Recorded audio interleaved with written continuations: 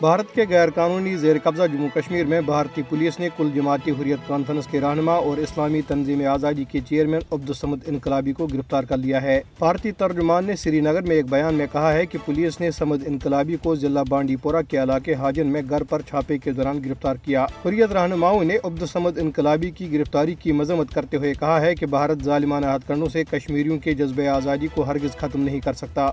Bharatiya Janata party کی فرقہ پرست بھارتی حکومت نے محکوم کشمیریوں کی جائیدادوں کی ضبطی کا سلسلہ مزید تیز کر دیا ہے۔ قابض بھارتی انتظامیہ نے کلگام اور پلوامہ کے اضلاع میں مزید 2 نوجوانوں کے مکان ضبط کر لیے۔ بدنام زمانہ بھارتی تحقیقاتی ادارے نیشنل انویسٹیگیشن ایجنسی نے ضلع پلوامہ کے علاقے اونتی پورہ میں خورشید احمد بٹ اور ان کے 5 بھائیوں کا ایک مشترکہ 2 منزلہ اور ایک منزلہ مکان ضبط کر لیے۔ تحقیقاتی ادارے نے ضلع کلگام کے علاقے کھڑونی میں فیاض احمد اتو نامی نوجوان کا 1 منزلہ گھر اور 13 مرلوں پر مشتمل اراضی ضبط کر لی۔ یاد رہے کہ گزشتہ روز بانڈی پورہ اور گاندربل اضلاع میں 5 حریت کارکنوں کی جائیدادیں ضبط کی گئی تھی۔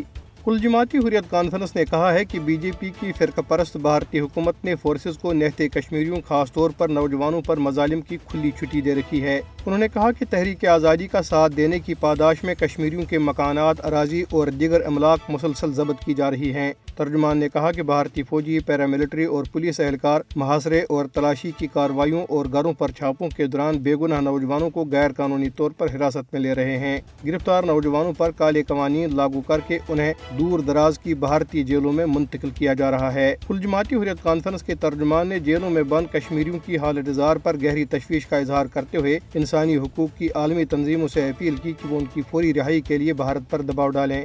ادھر مقبوضہ کشمیر میں پوسٹر چسپاں کیے گئے ہیں جن کے ذریعے دنیا کی توجہ علاقے میں جاری بھارتی ریاستی دہشت گردی کی طرف مبذول کرائی گئی ہے۔ یہ پوسٹر 10 دسمبر کو منائے جانے والے انسانی حقوق کے عالمی دن کی مناسبت سے چسپاں کیے گئے۔